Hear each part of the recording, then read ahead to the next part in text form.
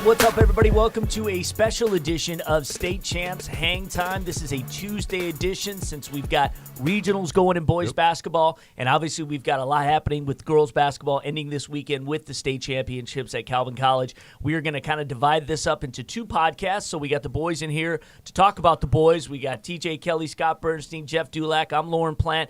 Just want to give a mention to our sponsors, the Basketball Coaches Association of Michigan, also known as BCAM. Coaches, nominations for all BCAM Player Awards ends April 1st, so do that now. For more info, go to bcam.org. Hungry Howie's Dough Raiser is simply the best and easiest fundraiser you can do for your school, your team, your event, whatever. You sell paper, pizza, certificates, rake in the cash. Go to doughraiser.com for details. Please, if you do, tell them you heard about Dough Raiser on the HangTime Podcast. All right, so we got a lot to cover here. That's kind of why we're breaking it up. And first off, before we get into regionals, obviously we had some regional semis last night and some interesting results from that. First off, it's kind of hard not to start without talking about the carnage that was last week. Yes. That was an absolute mind-blowing thing. What did we have? 4 teams out of our Super 10 fall off in the districts. I think we had Hazel Park, Canton, Godwin Heights, Canton, and East English Village, all down in the districts. Oh, well, they lost to good, deserving teams, and it's one of those things. Hey, you play or you got a winner, you go home, and I think that's one of the beauties of high school sports. Obviously we've got March Madness that's coming up and stuff like that, and I think that's one of the things which is such a big draw in saying, like, all right. And even as we're going through, all right, do I see this team right now because they might not win or how? And just trying to map out where everybody's What shocked you the most? To me, it was Godwin Heights going down. Yes. I did not see that coming, but obviously I didn't see a lot of these coming. So what was it? What were some of the real shockers? Yeah, Godwin Heights losing to South Christian. No disrespect to South Christian, but this was supposed to be a regional final between Godwin Heights and Grand Rapids Catholic Central. Right. And South Christian, obviously they got the job done, but Godwin Heights was a team that kind of flirted with that number 1 overall ranking in Class B, and they got. That's a stunner to me. That's to me, it's even more surprising than Bloomfield Hills beating West Bloomfield in the district opener last week. Dunk City goes down. On a quick aside, when I'm looking at some of those teams that we didn't necessarily expect to be gone after the first week, and I look at that Hazel Park University of Detroit Jesuit game, and I'm not surprised that Jesuit beat Hazel Park, but I will say when I look at that game, to me, that game can kind of be a poster child for why we should seed the districts or seed the state tournament, in my opinion. I don't think Hazel Park and Jesuit should be meeting in the first round, and that one of those teams has to be packing their bags and looking forward to 2019 on the first day of the 2018 state tournament. I just don't think that's fair to what those two teams did in the regular season. Right. They both had very, very good regular seasons. Hazel Park was 18-2. Their only 2 losses of the season were to Clarkston. Right. UDJ won their 6th straight Catholic League Central Championship. So, that's a game that you want to see maybe in the regional semifinals, not in the district quarterfinals. I think that's fair. TJ? Seeding's going back to Hazel Park, and I know we talked about it real quick. One thing I like about, and like you lost to 2 Hall of Fame coaches, and I did talk to Pat Donnelly the other day, and I brought that up. About Hazel Park. I was like, hey, they lost to 2 Hazel Park. And Donnelly says to me, well, I know Fife is in the Hall of Fame. And I was like, well, you just won 6 straight Catholic leagues in a row. You've got a state title. I was like, things are on the up and up for you. I was like, you got a couple of years on. You're finishing strong. Yeah, you've got a couple of years on me, but I'm sure you've seen how this has played out in the past. Right. One thing I look about seeding, or when I look at seeding, is the teams that are 20-0. If you're 20-0 and you're in Class D versus 15-5 Southfield Christian, does that mean that Southfield Christian was all of a sudden bumped down? do you look at how are you evaluating strength of schedule, and a whole bunch of other things? Because there's some teams that are just going to maybe they'll just avoid like they do in football, right, where they've got to go get 6 wins or whatever to make the tournament. And so I kind of look at it. I could see a lot of teams dodging other teams, but how do you dodge teams in your own league? So maybe you do something like football and you do have a playoff points or something along those lines that you garner points based on a certain strength of schedule and stuff a like certain that. makeup, a certain criteria. Or even if you take all the coaches in each region, because I don't believe in seeding beyond the region. Right. Right. Take all the coaches, and it's just kind of opinion based. Even though let's say Detroit UD Jesuit is 12-8 or something like that. But if UD Jesuits play a tough schedule, and you believe they're the number 2 team, they those coaches can vote on the seeding being higher than a team that's played a much weaker schedule and is 16-4, something like that. Right. When we were forecasting it, I mean, to pat ourselves a little on the back here, we did say that we thought that Jesuit's height could pose a real problem for Hazel Park, who didn't really have anyone over 6'3", and they were very, very guard heavy. They had no traditional big guy. UDJ has Jalen Thomas, who just had a great game, and that proved prophetic. He followed up with that with a win on against Renaissance, where one thing to talk about is the light goes on for big guys at different stages. It might be when they're 20 years old. It might be when they're 15 years old. The light is on, and it is green for Jalen Thomas right now. Yeah, if you're 6'8" and the light goes on when you're 12 or 13 years old, your name is LeBron James. Right. I'm just saying that's how it goes. But it comes along, and not only that, you have to find their passion and their love for the game. Mm-hmm. And Jalen Thomas, all of a sudden, I'm looking around. He's got, all right, now you got a dunk. I see some fire that's going on. Like this is my rim. I'm protecting it. And hey, all of a sudden he gets to play. You get to take the mittens off, because so many times as a big kid, or you got to take the gloves off. So many times as a bigger kid, you're always taught not to pick on little Johnny and do all those other things, And then the other thing is, of course, coordination that's come along with Jalen. But yeah, props to him. I just like how active he is. Without having to score the basketball, he can dominate a game in the post, whether it be blocking shots or cleaning the glass, or just affecting shots with his length. Because he's 6'9", 6'10" right now with about 6'10", 7 the wingspan way over 7 foot. Yeah. So they're going to get another PSL team in Detroit King. They'll meet in the regional final. What do you think about that matchup? King survived a tough district as well. Yeah, they did. I'm claiming the Cubbies. I came close to picking them, so I ain't going off of them now. But King came out of a tough district. I know they didn't have to see an East English Village Prep because they lost to Detroit Western. But they were in a little bit of a fight with Western in the PSL final. I would have liked to seen a stronger outing in the regional semifinals against Farmington. They only beat Farmington by 10. Yep. I would have liked to see that score, that margin of victory, be a little wider. So I'm going to pick UDJ in this, and obviously King's going to give them a game. They've got talent. They got Marcus Gibbs, who's one of the better scoring guards in the PSL. But I don't see them really challenging UDJ down the stretch. I think this will be a double-digit victory for UDJ. Right. When I saw this potential matchup without seeing I think we all kind of assumed it would be like a Cass Tech or a East English in the regional final. I would give the PSL school more of a chance if it was a team like Cass Tech, whereas a Randy Gilbert can kind of match up with Jalen Thomas a little bit more. I just think kind of like what we said. I think Jalen Thomas is that X factor, and I think with a really good defensive core at the across the guards, and Daniel Friday playing as well as he is. And Elijah Collins. Let's not look past the two-sport superstar in Elijah Collins, a Michigan State-bound football player who's having a great senior season on the hardwood. I saw him on Friday, and when they're playing Renaissance, I was like, and it was the same thing when I saw Gary Solomon when they started making shots. When they made shots early, and all of a sudden I was just like, man.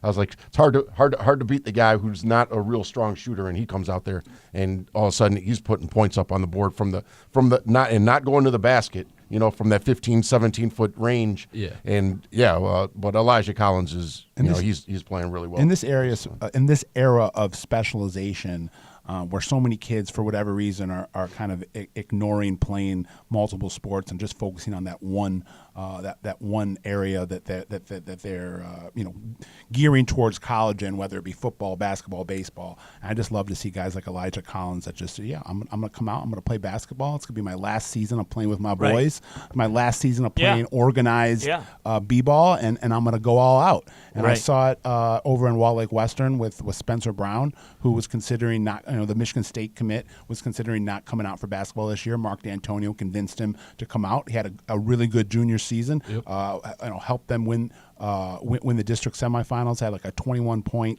15 rebound game over at Country Day. Colin Demmons has come out halfway through the season and has really given Country Day an injection there on the wing. So it to me, it bodes well for kids that are going to play one sport to not ignore that other sport, because you're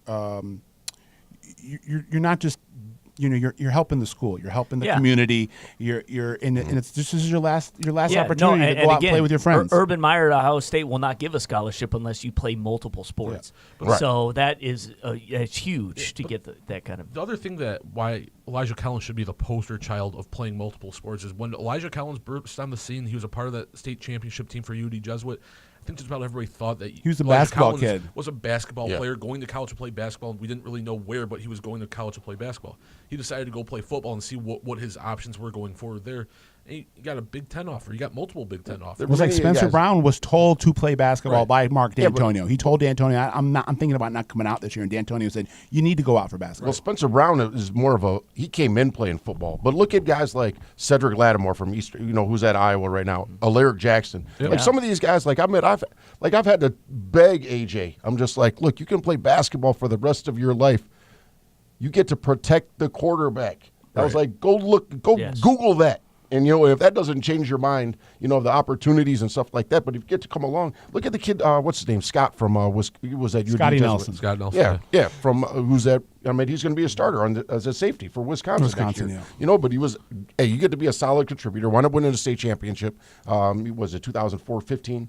With Cassius, or 16, with on that Cassius Winston team, and it does speak volumes. And then you also look at Detroit King. Detroit King's got multiple guys that play football and basketball. Oh yeah, what's his name? The running back, the great running Dennis back. Northfleet. He was a great point guard. In fact, he took them far. Yeah, it was his part-time sport. Yeah, there's so many he could jump out of the gym. Man. There's so many reasons. There's so many positives to do that. And when you do a cost-benefit analysis and you list them. The pros, there's so many pros, and there's not a lot of cons. Especially, so I don't really see what the drawback is. Especially in an era of pay to play.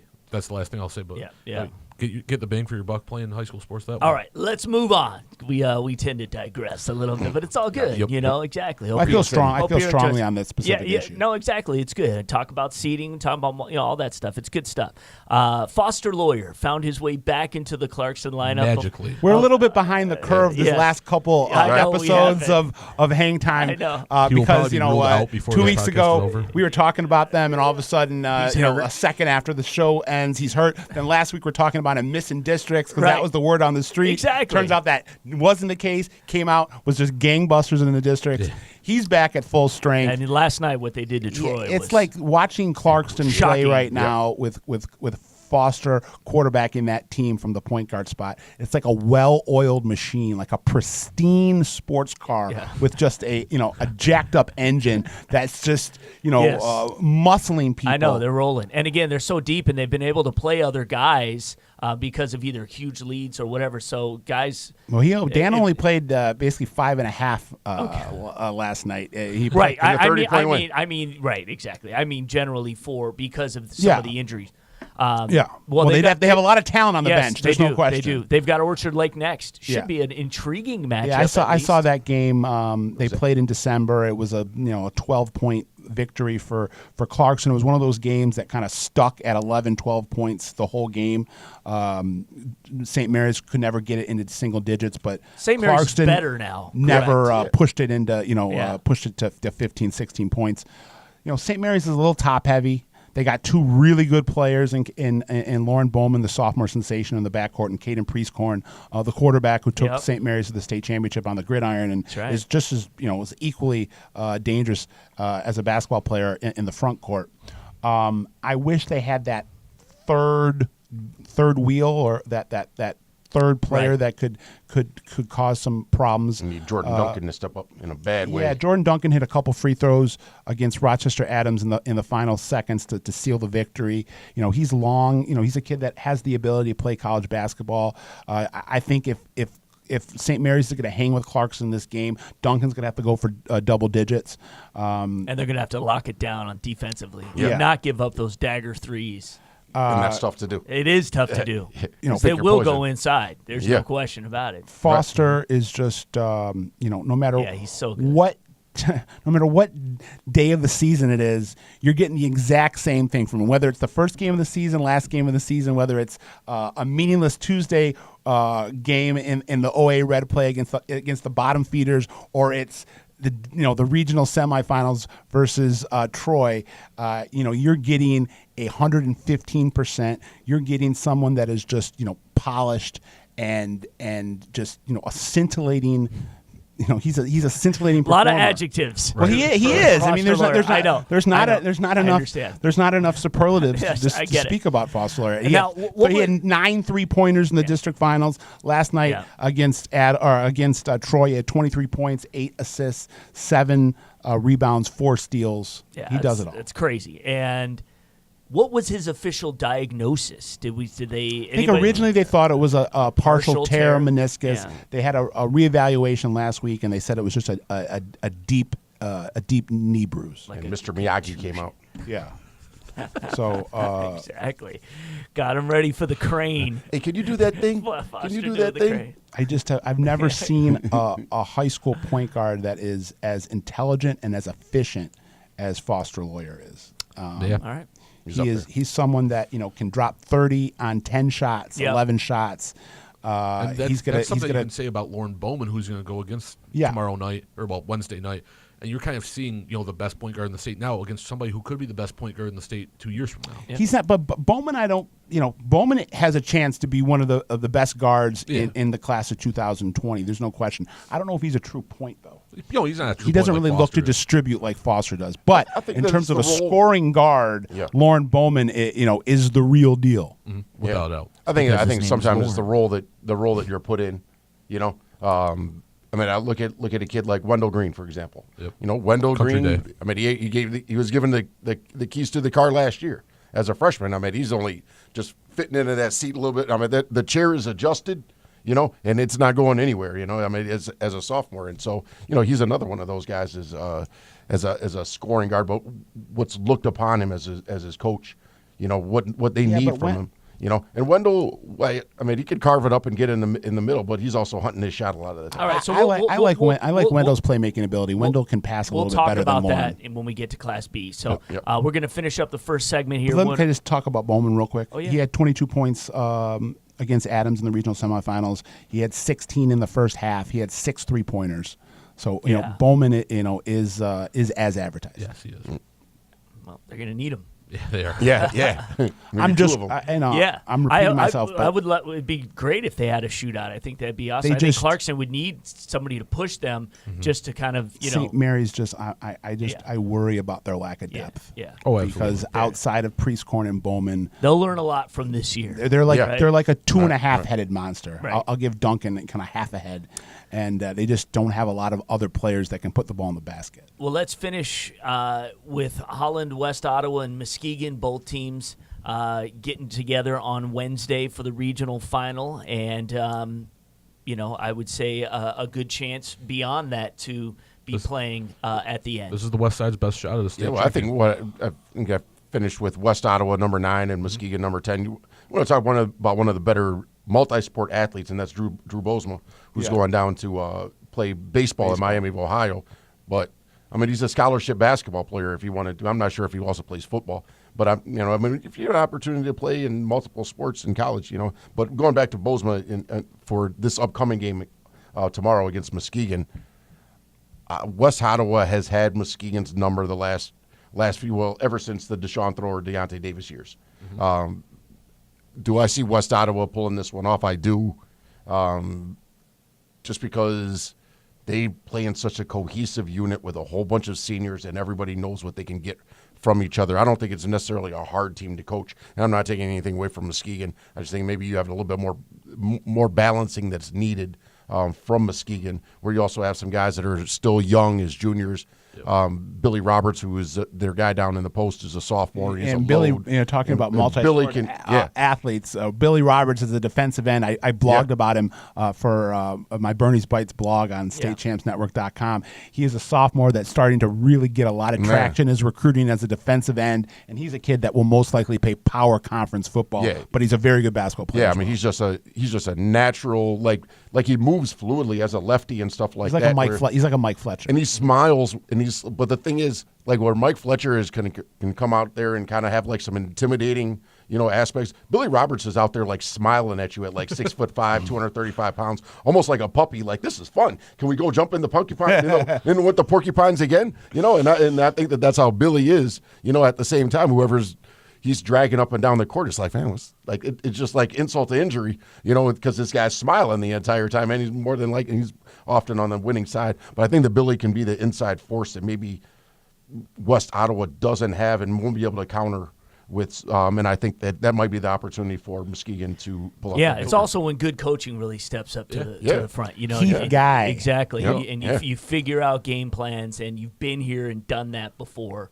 Probably another future Hall of Famer. He is that guy. And a strong possibility for the winner of this game that East Lansing is going to be waiting on the other side of that potentially for a trip to the Breslin Center. And a great job by East Lansing putting the distractions aside. They lost their head coach Steve Finnemore the last week of the regular season. He stepped down, and they've rallied and kind of come together and used it as a calling cry, and they're playing some really good basketball right now. They can't get. They were 1-1 against Okemos. Yep, that's the team that they play. So this is who they're going to play on Wednesday. So one game at a time. For them, but East Lansing is playing well, and it's good to see. They beat a 19-3 Kalamazoo Central team by 43 points? Yeah, or 33 points. I'm sorry, but regardless, that's no easy feat. The Kalamazoo Central's legit, and for East Lansing to do that, that's impressive. Yeah, Brandon Johns is legit. You know that. Right. It's a tough matchup. Jump on his back. There's no doubt about it. All right, and by the way, his highlight video's floating around out there too. Cool. If you want to watch it, Brandon Johns. It's it's good viewing. It's got some old school beats on there too. If memory serves me correct. Exactly. All right, so we're going to take our first time out. When we come back, we'll talk about Class B, C, D, and we'll kind of wrap it up. This special Tuesday edition of HangTime Podcast. So stay with us. We'll be right back. Fundraising should be fresh, flavorful, and simple. We have the perfect solution at Hungry Howie's. Dough Raiser. Your team or school can sell paper pizza certificates that can be redeemed for one medium pizza at participating locations. We've been doing this fundraiser for about 4 years, and it's the easiest and best and most profitable fundraiser they have in Michigan. Go to doughraiser.com to learn more and sign up. Your next fundraiser comes with flavored crust. Welcome to Hungry Howie's Dough Raiser. Coaching basketball is a rewarding and challenging pursuit, but you don't have to do it alone. The Basketball Coaches Association of Michigan are here to support you.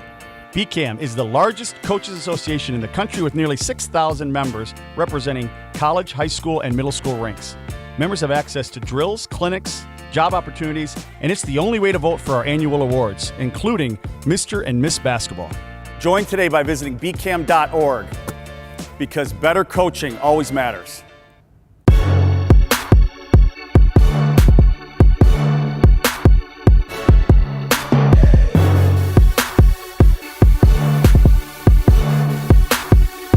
All right, welcome back to Hang Time, special Tuesday edition, regional championship edition. That's kind of what we're previewing here. And, of course, next week we'll really break it down. We'll have, we'll already have the quarters in the books when we get together, so we'll preview the semis and finals. We'll try to get Tom in here for a five-man Yeah, that'd be sweet. Preview. Absolutely. Speaking of Tom, we will have a second podcast. So the second podcast will talk about everything happening with the girls, preview the semifinals. Tom Markowski will participate in that via his voice, and Jeff and I will also join in. Scotty's going to come in, and we're going to do that tomorrow, so that'll come out Wednesday, and so you can check that out. And we'll also have our BCAM segment with Dan Young in that particular show. So I think what we'll do is we'll just kind of put Dan Young in between to break it up. So, all right, so that's what's happening. That's what's happening. Here's what's happening is we talked about A previously. Now we want to get to B, one of the games that we are going to be at meeting state champs is going to be the New Haven Country Day game on Wednesday. I'm excited for that game. Yeah. Yeah, So you've got an undefeated New Haven team who,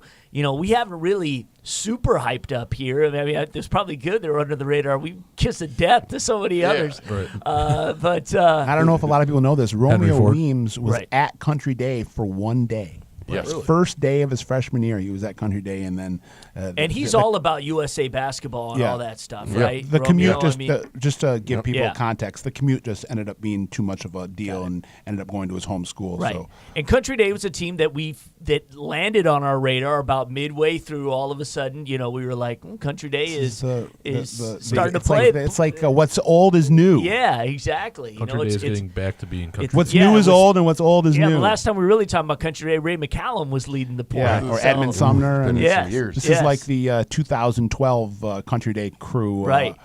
With Kurt Keener at the helm, So but Mark Bray's doing yeah. a great job, He is. getting that program back in tip-top shape, and they're playing great basketball. We talked about it, I think, on the last podcast. They've got a great crop of young talent led by Wendell Green, the point guard. They got 5 freshmen on the varsity led by Julian Roper, and then they just got Colin Demmons, the senior All-American football player that was committed to UCLA. Now his recruiting's back open, but he's got Michigan State, coming after him. We'll see where he lands, but him coming back at the wing, he was their leading scorer, I believe, last year at like 14, 15 a night.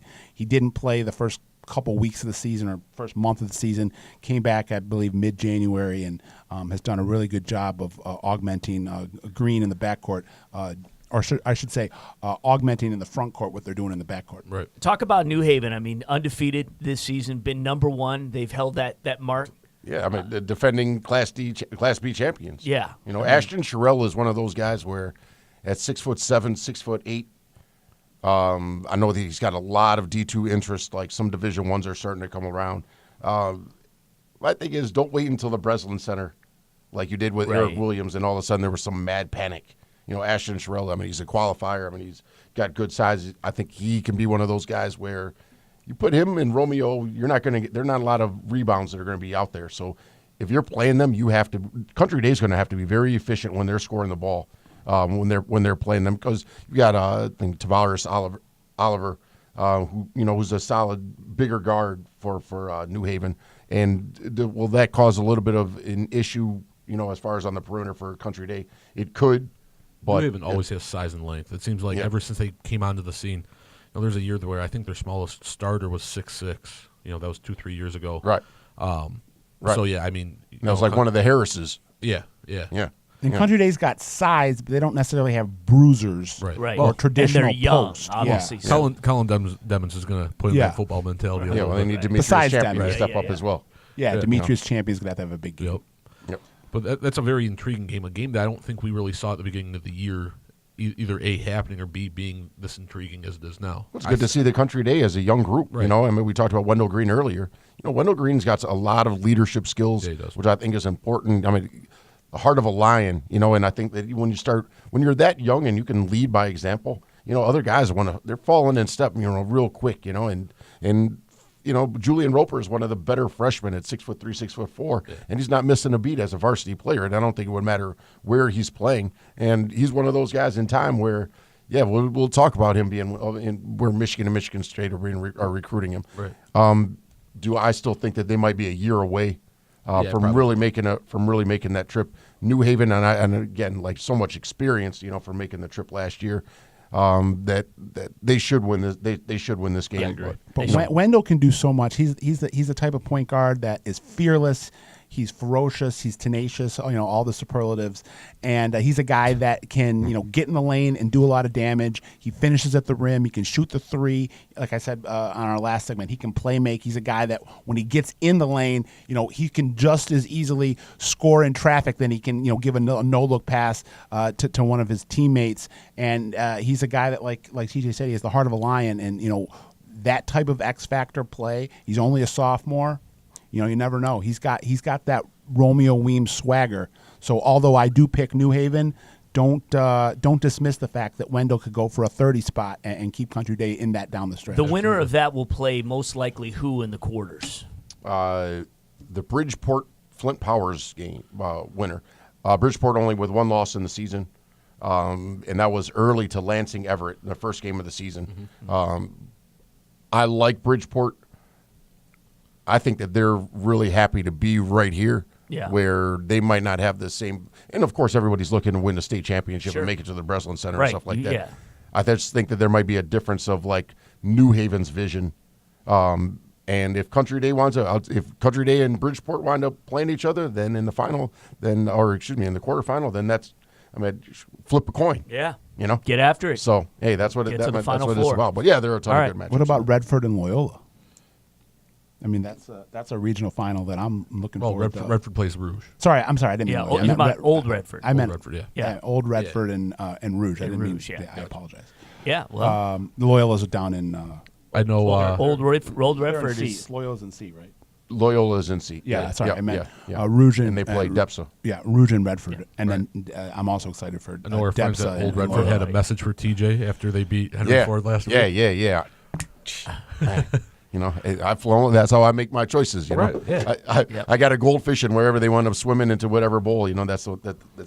yeah. that We I had feel. those highlights on State Champs, the Old Redford game and Henry But Ford with, game. with that so. being said from that game, Scott said himself, like, while Henry Ford was favored and rightfully should have been favored, you know, this season still is a disappointment for Old Redford if they didn't make it to the Breslin. They don't make a long run with the amount of talent they have on that team. So it's not like Henry Ford lost to a nobody. That's and they had a really strong run to start the season, and then they just wound up hitting a slide where they lost to Chandler Park Academy, and then they lost to Skyline, you know, and then they have a couple of other hiccups. You know, they lost to Hazel Park, you know, so it's not like their losses are bad losses. Right. You know, I mean, Chandler Park is a lot better. They'll probably be one of the better teams next year. Yeah. You know, Rocket Watts was playing well. Yes, and when he was playing well, he was drawing, and then he was feeding inside, and they were getting. And they got Dunk City. they got the inside-outside combination with Watts and Isaiah Jackson. Yeah, I mean, and Andre Polk was the surprise probably in that game versus Henry Ford, because all of a sudden, you know, he's making jumpers, and this college coach is sitting right there and was like,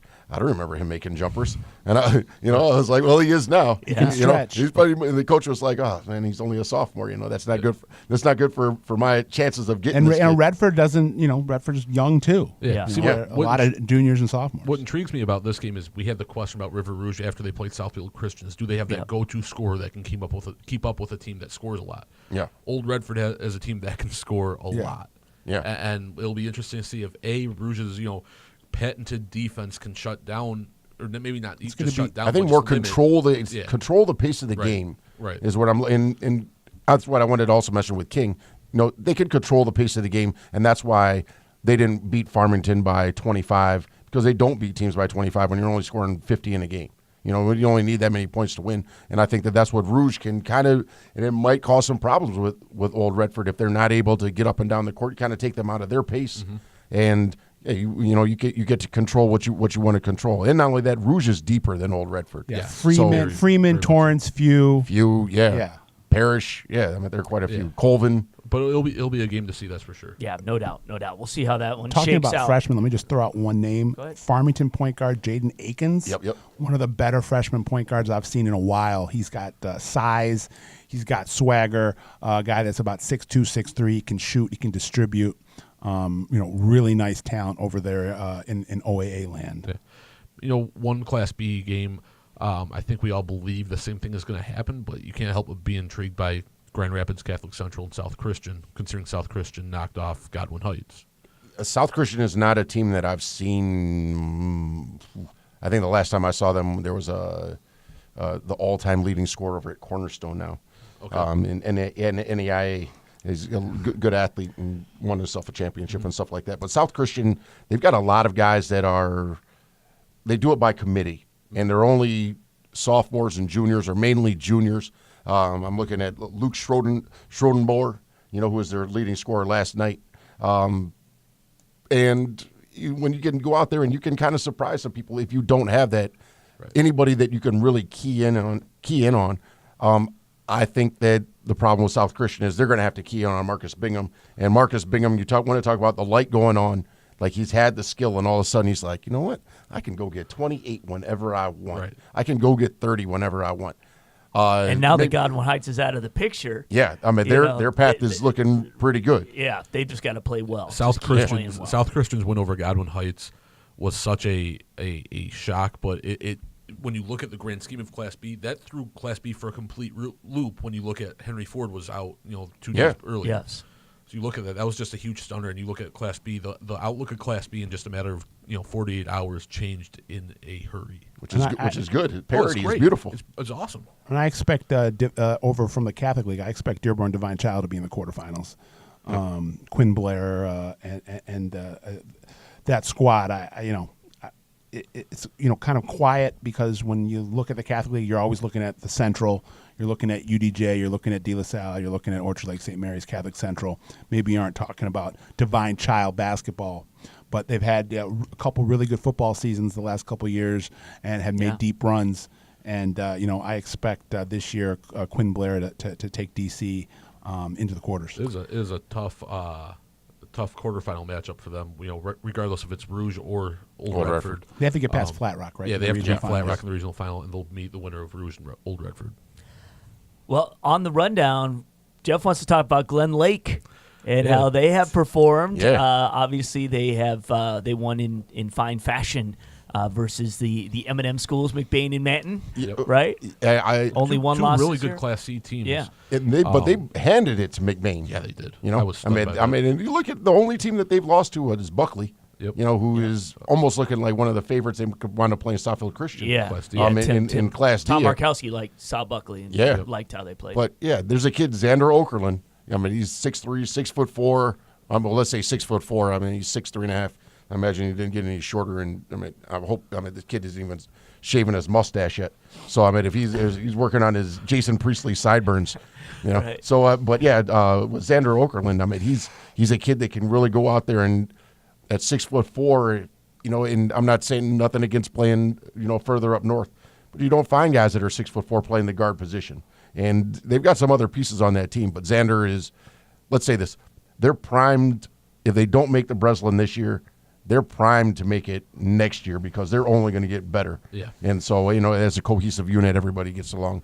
Let's say you get to learn KYP, know your personnel. Yep. And so I think that's one thing that they'll want to learn just through experience. McBain went into gaining through experience. McBain went into Monday night's game with a 19-3 record.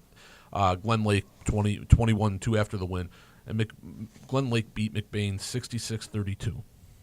McBain was a team that was pretty high up in TJ's rankings. Yeah. I think at multiple times this season. And for Glen Lake to win like that is really impressive. They play Whitmore Prescott in the regional final on Wednesday. Whitmore Prescott is 18-5, and then they'll end up playing the winner of a Upper Peninsula regional final, Iron Mountain and Calumet, if they get past Whitmore Prescott. The Coppa Kings. But Glen Lake is looking pretty good for a trip to the Breslin Center. Or that whole conference that you're talking about, like with McBain, McBain, Frankfurt, Buckley, Glen Lake, Manton, like they all played each other, throughout and they're up near the Traverse City area. Yeah. But they all got to play against each other, and I think that kind of toughened them up, in the toughest way that they can be, against their competition. But obviously they're making it done. I mean, especially if you get Buckley and let's say a Glen Lake that want to make to the Breslin, that speaks volumes for your competition. No doubt. And how about your boys, Dollar Bay? Dollar Bay. I was thinking of when I was looking at the scores last night. Yeah. I saw Dollar Bay won. I was thinking of TJ walking into Breslin with the Dollar Bay Yes, t-shirt. yeah. So I'm definitely going to start. I think I started following Dollar Bay on Twitter. But if I can get an FB, that'd be great, and so I could so that I could DM you and maybe get one of those cool T-shirts. Otherwise, Start I might calling have it to Cash Money Central. Cash Money Central, right. But you never know with these kids either. Those things might wind up going Get Lil Wayne viral or something Lil like Wayne that. and Birdman to it doesn't sponsor take, them. All it takes is one Miles Bridges to put on the Dollar Bay shirt, and all of a sudden everybody in the world's going to want.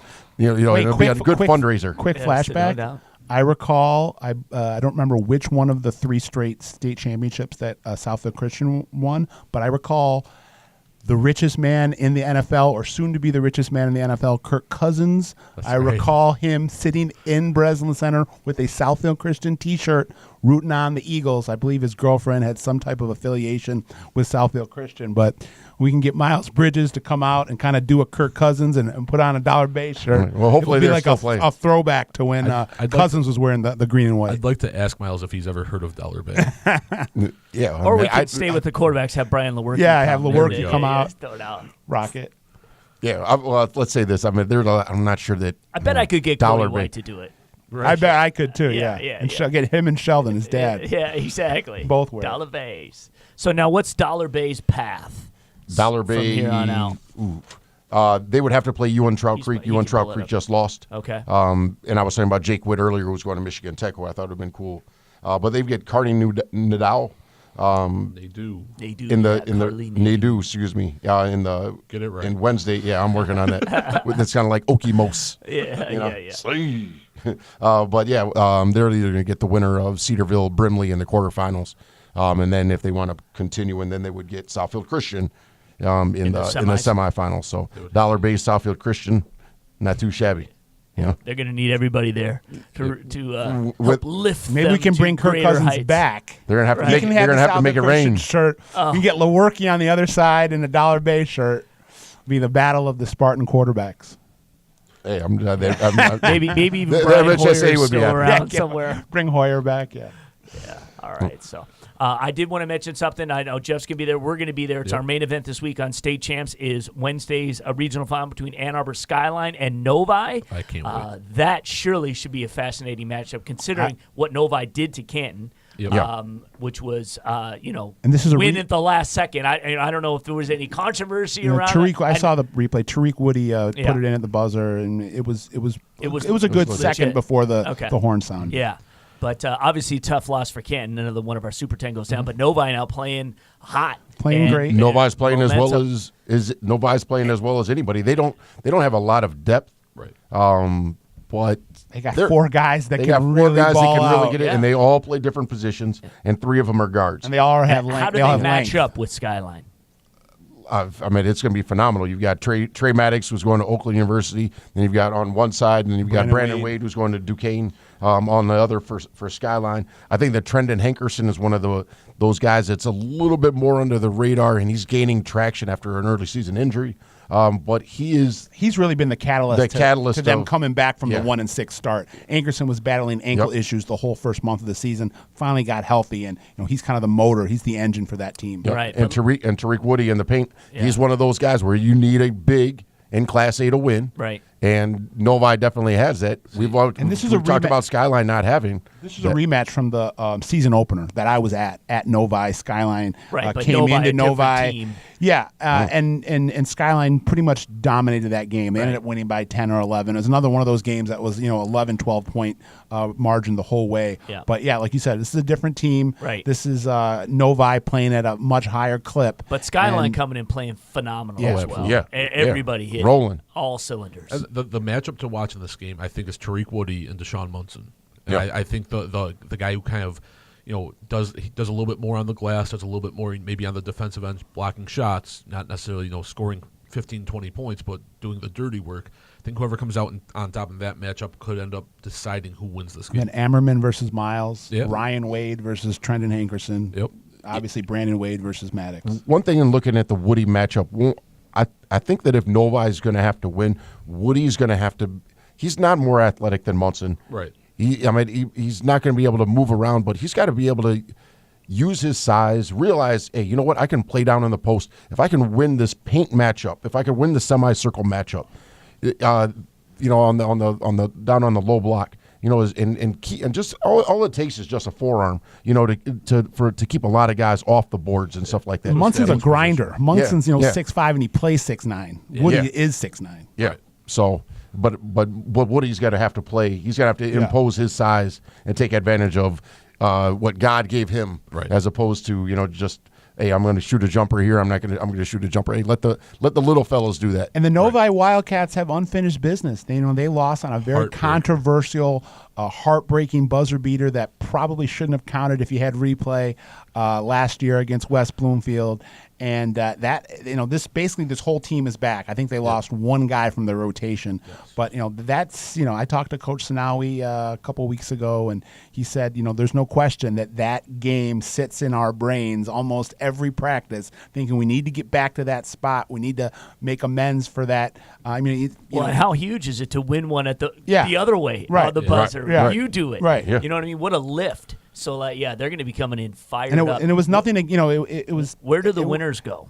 The winners from that Skyline, play Belleville Wayne Memorial. Oh, that's right. Yep, Skyline Novi, and that's going to be a heck of a quarterfinal. More, and it's going to be at Callahan Hall. And you said Belleville has just been churning. Yeah. That should be a really good regional final between Belleville and Wayne. I'm really liking Belleville at this point. Yeah. And then the winner of whoever comes out of that quarterfinal ends up playing either East Lansing, Okemos, Muskegon, or West Ottawa. Yeah, for a right to win the final. Let's say this. It's good stuff. The MHSA is going to be winning in the semifinals because you've just got too many good teams that are. I mean, if you've got UOD Jesuit versus Clarkston, and then you've got a host of other teams. I mean, no discount to Wayne Memorial, but I think the Belleville's going to make it through there. And then on the other one is kind of a toss-up between Novi and Skyline. I'm going to go with Skyline. Yeah. But when you've got Belleville and Skyline, I mean, you're talking about a coin flipper. As well as Belleville's playing. Yeah, so that would be the quarterfinal. That would be the quarterfinal, Right. and then where would that be? Callahan. Callahan. Yep. And then the semifinal would come out to be Muskegon, West Ottawa, Okemos, East Lansing. So. Yeah, I wouldn't mind an East Lansing Skyline semifinal.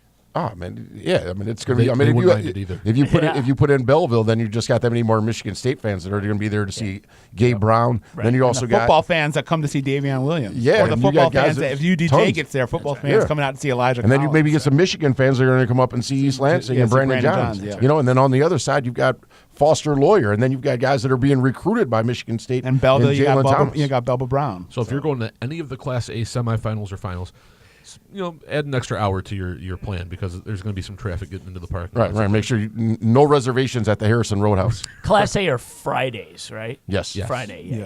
Yep.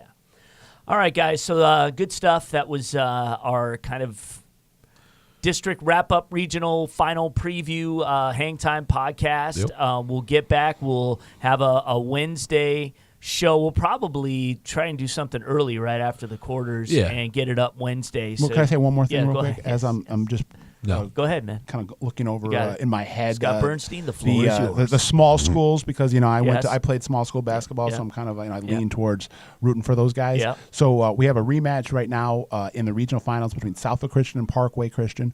Parkway played. It was one of the only Class D teams to play Southfield Christian down to the wire. In the last couple, the last maybe 5 years. Yeah, would they only win by like a point or two? Yeah, 2 points. By harkens back to 4 or 5 years ago when they took their one loss to a Class D team in the Josh Baker era, which was Intercity Baptist. They lost by one. I think of the Parkway Zerlon Tipton team. Yes, Zerlon Tipton, one of the greatest names ever. Coach Jim Barker, top 5. Yeah, Coach Jim Barker was he's a Hall of Fame coach, and he put Parkway Christian on the map, and now he's kind of passed the baton over. I believe Joe Cal from Brother Rice is coaching Parkway Christian right now.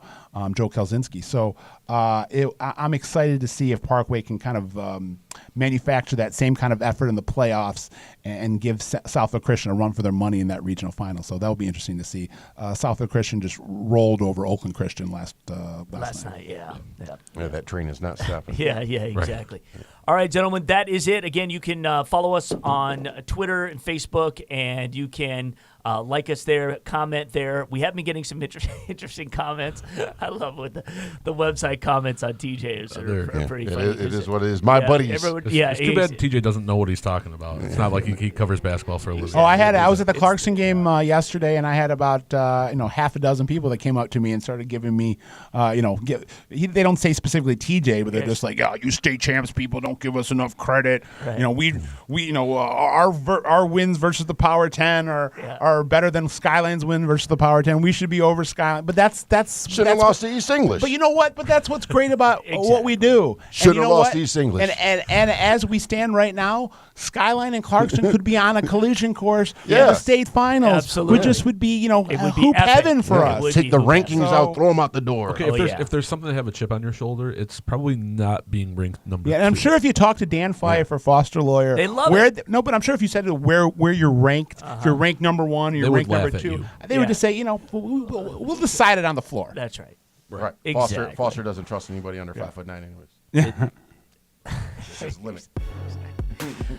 On that note, that is it. We will see you guys next week.